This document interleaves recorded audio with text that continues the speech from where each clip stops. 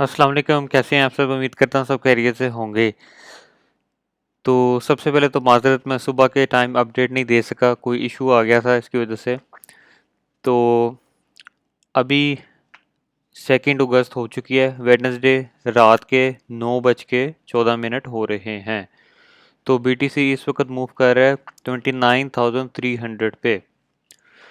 तो जैसा कि कल की अपडेट में हमने डिस्कस किया था कि जो बियर फ्लैग का हमारा सिनेरियो था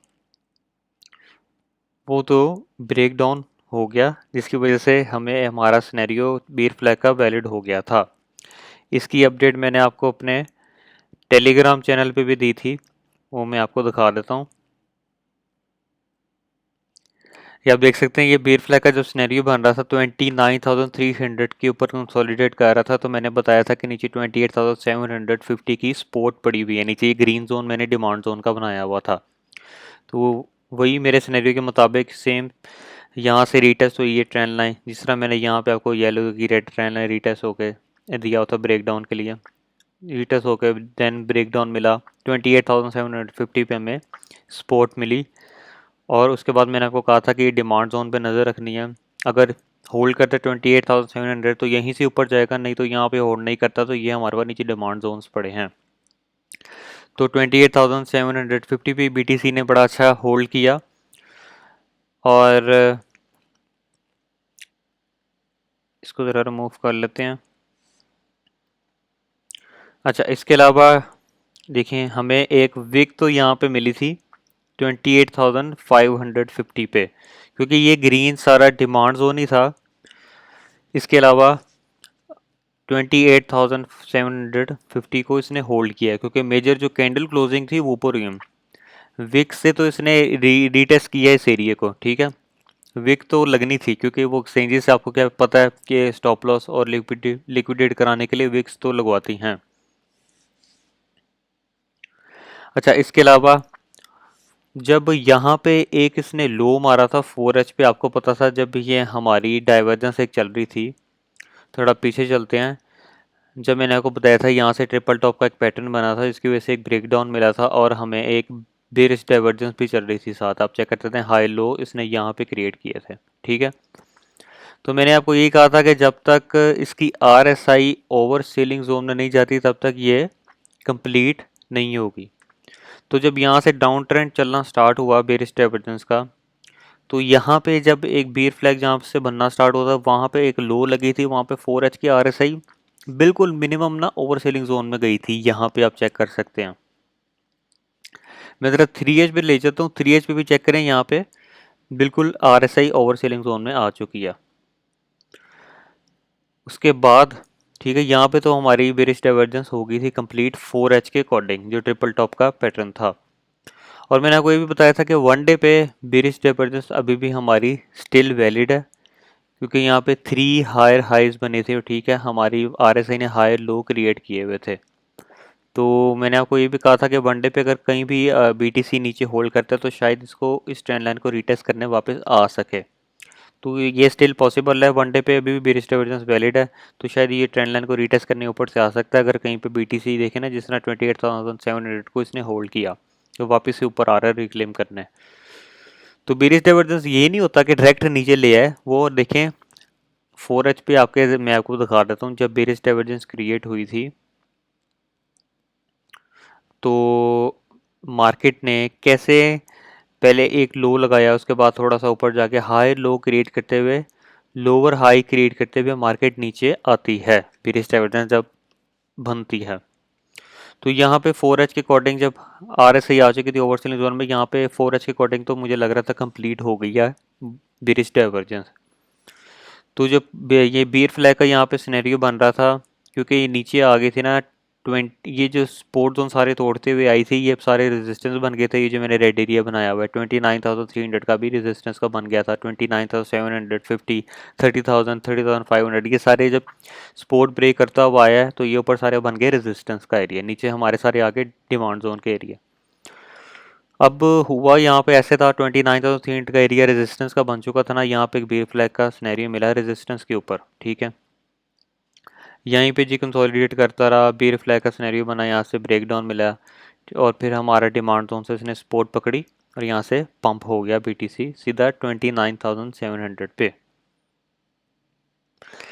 अब मैंने आपको ये बताना था कि यहाँ पे क्या बना था 4H पे। एक तो यहाँ पे जब RSI लो मारा था इसने, यहाँ पे एक हमें ना लो मिल गया था यहाँ पे 3H पे ज़्यादा ज़रा क्लियर ना RSI की लो नज़र आ रही है, आप चेक कर सकते हैं यहाँ पे। यहाँ पे देख सकते हैं एक लो मारा RSI ने जब बियर फ्लैग यहाँ पे बना था। अब उसके बाद जब बियर फ्लैग का ब्रेक डाउन हुआ तो 28,700 की सपोर्ट पे मैंने आपको कहा था नज़र रखनी है। यहाँ पे इसने लो मारा, मार्केट के हिसाब से लोअर लो क्रिएट किया, ठीक है। और RSI ने क्या बनाया, लोअर हाइज क्रिएट किया, आप चेक कर सकते हैं। यहाँ पे RSI ने क्या क्रिएट किया, यहाँ पे जब लो मारा मार्केट ने मारा ना, ठीक है, तो RSI ने सबसे अपना RSI का लो मारा, उसके बाद मार्केट ने लोअर लो और इसने RSI ने बनाया लोअर हाइज बनाई, ये चेक कर सकते हैं। तो ये किसका साइन हमें मिला, बुलिश डाइवर्जेंस का मिल गया था 4H के और 3H के अकॉर्डिंग। 4H पे RSI ये देखें ना तकरीबन थोड़े से ओवर सेलिंग जोन में आई हुई है, ज़्यादा क्लियर ये 3H पे भी नज़र आ रहा है, लेकिन अब चलें 4H के हिसाब से कर लेते हैं क्योंकि 3H को इतना कोई देखता नहीं है। तो यहाँ पे हमारा क्या बना, MACD बड़ा अच्छा हमें वॉल्यूम बता रहा है बुलिश डाइवर्जेंस का, ये आप चेक कर सकते हैं। इसकी EMA भी हमें बता रही थी, ये आप चेक कर सकते हैं। तो यहाँ पे हमें मिला जी एक बुलिश डाइवर्जेंस का साइन। तो इसकी प्रॉपर कल जब बेयर फ्लैग बन रहा था मैं अपडेट दे तो नहीं सका, बाकी मैंने स्पोर्ट जोन पे आपको कहा था कि नज़र रखें, फिर मुझे कल पता लगा कि ये ना बुलिश डाइवर्जेंस बनने के चांस हैं। तो जितनी भी हो सकी मैंने इसकी अपडेट आपको अपने टेलीग्राम चैनल पे दी थी। मैं आपको दिखा भी देता हूँ। बाकी जब कल स्टार्ट में ही बन रहा था तो मैं क्या कहते हैं शुरू में नहीं दे सका क्योंकि मेरी तब नज़र नहीं गई थी। मैंने आपको कहा था बट डिमांड जोन पे नज़र रखनी 28,000 वाले, जब 29,300 पे था देखें तब मैंने आपको कहा था, तभी बुलिश डाइवर्जेंस जब मुझे नज़र आ गया तो ये बन चुके हैं, आप चेक कर सकते हैं। 4H chart making bullish divergence, so eyes on 4H RSI और सपोर्ट एंड रेजिस्टेंस। तो बुलिश डाइवर्जेंस होता यही है कि ये ट्रेंड चेंज करता है, ऊपर की तरफ जाने की कोशिश करता है। इसने 4H पे बनाया था ना, तो ये 4H के हिसाब से जाने की कोशिश करेगा। उसके अलावा फिर 29,300 पे ये बार बार टेस्ट कर रहा था, इसको इसने ब्रेक किया। उसके बाद मैंने आपको बताया था बुलिश डाइवर्जेंस ने फिर सीधा पंप हमारे ले गया 29,750 पे। तो रिजेक्शन इसने जाके ली 30,000 वाली ए रेजिस्टेंस है, जो कि मैंने आपको बता दिया था यहाँ पे कि रेजिस्टेंस जोन पे नज़र रखनी है। बुलिश डाइवर्जेंस अच्छी हमारी चल पड़ी है, नज़र आपने 29,700 और 30,000 और 30,500 पे रेजिस्टेंस पे नज़र रखनी है। हुआ कुछ ऐसे, इसने रेजिस्टेंस ली 30,000 वाले एरिया से वीकली, लेकिन कैंडल क्लोज वगैरह की 29,700 वाले एरिया पे, जो कि मैंने रेजिस्टेंस का ये सारा एरिया रेजिस्टेंस का था। तो जो कि मैंने मार्क किया था वहीं से इसने रेजिस्टेंस ली 30,000 वाले एरिया से और 29,750 वाले एरिया के नीचे क्लोजिंग इसने की। अच्छा, अब उसके अलावा बुलिश डाइवर्जेंस तो हमारी यहाँ पे चल पड़ी, लेकिन 4H पे बनी और 3H पे बनी। अभी तक इसकी RSI ओवरबॉट जोन पे गई नहीं गई। जब तक मैंने कहा कोई भी बुलिश डाइवर्जेंस बनती है उसकी जब ये क्रिएट होती है तो उसकी RSI, क्योंकि नीचे से इसने ऊपर जाना होता है ना बुलिश डाइवर्जेंस है, जब तक उसकी RSI जिस चार्ट पे बना है वो उस चार्ट पे उसकी RSI जानी चाहिए ओवरबॉट जोन पे, तब ये पूरी कंप्लीट होती है। ठीक है, 3H पे भी चेक कर लेते हैं। अभी RSI ओवर बोर्ड जोन पे नहीं गई, ठीक है, देखें ना यहीं से नीचे वापस आ गया। तो चांसेस हैं स्टिल पॉसिबल कि हमारा ये बुलिश डाइवर्जेंस अभी भी स्टिल रनिंग में है। ये भी हो सकता है वापस एक और वापस से नीचे भी आ सकता है। अगर नीचे से वापस ओवर सेलिंग जोन में आ जाए तो ये इनवैलिड हो जाती है हमारी बुलिश डाइवर्जेंस। ये जो हमारी सिंपल ये लोअर हाइज वाली एक चल रही है।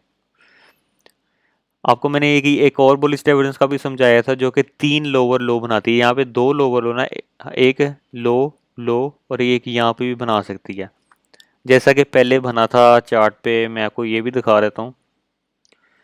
अपडेट थोड़ी लंबी हो रही है लेकिन ये बड़ी इंफॉर्मेटिव है। ये आप चेक करें, यहाँ पे जब BTC ऊपर गया था,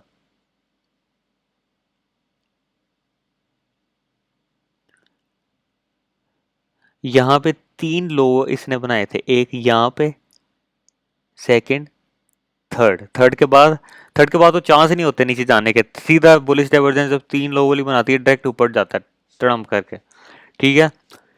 अच्छा, एक तो ये हो गया था। अब वापस आ जाते हैं इस पे। यहाँ पे इसने बनाया दो लोअर लो, जो दो सेकंड लोअर लो वाली होती है ना, ये सिंपल बुलिश डाइवर्जेंस होती है। ठीक है। तो यहाँ से एक हमें पंप देखने को मिला, लेकिन आरएसआई ओवरबॉट जोन पर नहीं गई, अभी खाली वापस से नीचे आ चुका है रिजेक्शन लेके, क्योंकि रेजिस्टेंस जोन हमारे हैवी थे 30,000 और 29,700 वाला। अब बीटीसी आ गया जी नीचे। अब हमने बुलिश डाइवर्जेंस तो हमारी स्टिल वैलिड है 3H और 4H पे। तो देखते हैं कहाँ पे होल्ड करता है, नीचे अगर वापस ओवर सेलिंग जोन पे आए तो इनवैलिड हो जाएगी। तो अब अपने स्पोर्ट जोन पे नज़र रखनी है, अभी 29,250 पे है। और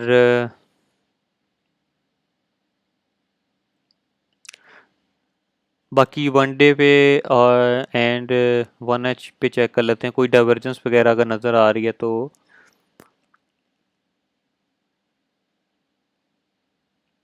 नहीं, अभी कोई डाइवर्जेंस वगैरह लोअर टाइम फ्रेम के अकॉर्डिंग नज़र नहीं आ रही। अब हमने बस नज़र रखनी है, क्योंकि बुलिश डाइवर्जेंस स्टिल वैलिड है हमारी, उसकी आरएसई और बॉट जोन में नहीं गई ना 3H की ना 4H के चार्ट पे, तो आपने नज़र रखनी है। मैं बाकी जो भी हो सका कोई पैटर्न वगैरह यहाँ पे बनता है तो मैं अपने टेलीग्राम पे और ट्विटर चैनल पे दे दूंगा। आपने ट्विटर और टेलीग्राम को फॉलो ज़रूर करना है, क्योंकि जितने भी प्राइस एक्शन अपडेट होता है मैं कोई सिग्नल नहीं देता, मैं आपको हिंट देता हूँ कि आगे क्या हो सकता है प्राइस एक्शन में। ठीक है। बाकी मैं खुद से तो ट्रेडिंग करता हूँ फेयर इंडेक्स पे, कॉपी ट्रेडिंग, आप उसको ज्वाइन कर सकते हैं, ये आप चेक कर सकते हैं मैं कैसे प्रॉफिट जनरेट मैंने किए हैं अपने, ये मैं अपनी पर्सनल ट्रेडिंग करता हूँ। और इसको जाके ज्वाइन कर सकते हैं, आपके सोते सोते पैसे बनेंगे, ट्रेड मैं करूँगा, आप $100 से भी स्टार्ट कर सकते हैं। ठीक है। और मेरे लिंक के थ्रू अगर आप फेयर इंडेक्स पे अकाउंट बनाते हैं तो आपको फ्री बोनस वगैरह मिलेंगे, अगर आप डिपॉजिट करते हैं इतने $10,000 और $5,000 डिपॉजिट रिवॉर्ड आपको मिलेंगे। और विड्रॉ की फ़ीस की बड़ी कम है फेयर इंडेक्स की, तो कॉपी ट्रेडिंग भी इसमें आप मुझे ज्वाइन कर सकते हैं, तो बड़ा अच्छा सिस्टम है इनका। अब आ जाते हैं वापस बीटीसी पे। अच्छा, हमारी रिजेक्शन इसने 30,000 से ली, क्लोजिंग इसने 29,700 पे की 4H कोडिंग, 4H की आरएसआई भी तक ओवरबॉट जोन पे नहीं गई। नज़र रखेंगे 3H पे भी, क्योंकि 3H पे ज़्यादा क्लियर ही है, हमें बुलिश डाइवर्जेंस का नज़र आ रहा था साइन। अच्छा, अब हमने क्या करना है, नज़र हमारी अब होगी अब इसके डिमांड जोन में। अभी बीटीसी ने रिजेक्शन तो ली यहाँ से, अब 29,300 को फिर से ये ना क्या कहते हैं यहाँ पे कंसोलिडेट कर रहा है। तो अगर इसको होल्ड करता है बीटीसी 29,300 को, ठीक है, अगर इसको बार बार हिट नहीं करता तो वापस से ऊपर जाने के चांसेस होंगे, है तो अभी 29,300 से नीचे, तो शायद यहाँ से जाने के ऊपर कोशिश करे, कुछ नहीं पता, कुछ नहीं मैं कह सकता, क्योंकि है भी ये अब स्पोर्ट जोन का काम करेगा कि इसको ऊपर से नीचे आया ना, क्योंकि यहाँ से तो इसने 29,300 को ब्रेक किया ना, अब वापस से इसके ऊपर होल्ड कर रहा है। तो यहाँ पे अगर होल्ड करके वापस ऊपर भी जा सकता है, तो वापस से हमारा रेजिस्टेंस जोन जो 29,750 का है, यहाँ से नीचे भी आ सकता है। अगर इसको ब्रेक करता है ऊपर, इसके ऊपर ही होल्ड करता है, रीटेस्ट करता है, जिस तरह यहाँ पे हमें रिक्लेम नहीं मिला इसके ऊपर ना 30,000 से, तो यहाँ से देखें कैसी रिजेक्शन कैंडल एक मिली है। ठीक है, जो कि इसको डायरेक्ट में नीचे ले आई है, 29,700 के ऊपर होल्ड ही नहीं किया, क्योंकि इसको यहाँ पे थोड़ा ब्रेक हो तो किया था, लेकिन हमें यहाँ भी रिट्रेसमेंट अच्छी नहीं मिली। अब वापस से नीचे आ गया हम 29,300 पे, तो यहीं से अगर वापस ऊपर जाता है, सबसे पहले तो 29,750 का एरिया ब्रेक करना पड़ेगा, तो ऊपर रिट्रेसमेंट करके अगर मज़ीद ऊपर जाता है तो 30,000 का मेजर रेजिस्टेंस का एरिया है, यहाँ से भी नीचे आ सकता है, क्योंकि ये कुछ नहीं पता, मैं वैसे आपको बता रहा हूँ, उस पर नज़र रखनी है कि आगे क्या होता है। अगर नीचे आता है वापस से, तो 29,700 को जो रिट्रेस किया होगा, ये तो स्पोर्ट जोन का एरिया होगा। ठीक है, यहाँ से वापस ऊपर भी जा सकता है, मजीद अगर 30,000 को ब्रेक करके रीटेस्ट करके ऊपर जाता है तो 30,500 का रेजिस्टेंस एरिया हमारे पास पड़ा हुआ है। तो ये सिनेरियो आपने नज़र में रखना है। ठीक है, डायरेक्ट ऊपर भी जा सकता है, तो वो तो फिर एक तरह का इस तरह का डायरेक्ट फेक पंप ही होता है, फिर रिट्रेसमेंट करने तो आना पड़ता ही है, इसको रिट्रेसमेंट करके ऊपर जाता रहे ना साथ साथ थोड़ी, तो वो सही क्या कहते हैं ऊपर अपवर्ड मूवमेंट होती है। ठीक है, तो ये एक सिनेरियो मैंने आपको बताना था। तो अगर 29,300 का एरिया नहीं होल्ड होता, ठीक है, ये एरिया अगर नहीं होल्ड होता, तो अगर नीचे आता है BTC तो 28,700 का वापस से एरिया हमारे पास डिमांड जोन का पड़ा हुआ है। ठीक है, तो ये फिर नीचे वापस आता है अगर इसकी हमारी 4H पे और 3H पे RSI वापस आ जाए इसकी ओवर सेलिंग जोन पे RSI, तो ये जो बुलिश डाइवर्जेंस हमारा अभी कंप्लीट नहीं हुआ तो ये इनवैलिड हो जाएगा अगर वापस से नीचे RSI आ जाए। ठीक है, ये आपने नज़र में रखना है। बाकी 28,700 के सपोर्ट जोन पे आता है तो वापस ऊपर भी जा सकता है।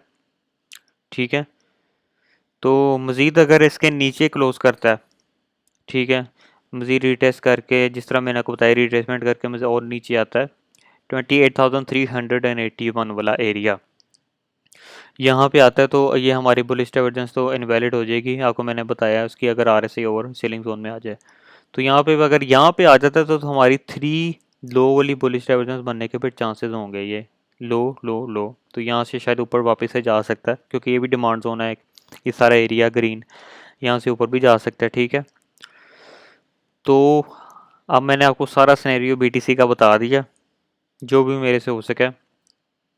3H 4H की हमने नज़र रखनी है RSI पे। बाकी ये भी 29,300 के पास कंसोलिडेट कर रहा है। सीलिंग प्रेशर तो 30 के रिजेक्शन जोन से आया है इसके अंदर। ठीक है, बाकी कोई पैटर्न अभी कुछ बनता है तो मैं वो अपने टेलीग्राम ट्विटर पे अपलोड कर दूंगा। बाकी अपडेट अच्छी लगी हो तो लाइक सब्सक्राइब कीजिएगा मेरे चैनल को, और ट्विटर और टेलीग्राम मेरा ज़रूर फॉलो कीजिएगा ताकि हर आपको पैटर्न जो भी मैं BTC का अपलोड करता हूँ आपको जल्दी से जल्द अपडेट मिल जाए। बाकी फेयर इंडेक्स पे कॉपी ट्रेडिंग में ज्वाइन करना मत भूलिएगा, आपके अगर सोते सोते पैसे बने $100 से भी स्टार्ट कर सकते हैं। मैं स्टॉप लॉस के साथ ट्रेड लेता हूँ, नुकसान थोड़ा से थोड़ा लेकिन नुकसान होता ज़रूर है। मैं कौन सा कोई रोबोट हूँ जिससे कि हर ट्रेड मेरी सही हो, और मैं कोशिश करता हूँ नुकसान थोड़ा से थोड़ा हो और प्रॉफिट ज़्यादा से ज़्यादा हो। ठीक है, मिलते हैं नेक्स्ट अपडेट के, तब तक के लिए अल्लाह हाफिज़।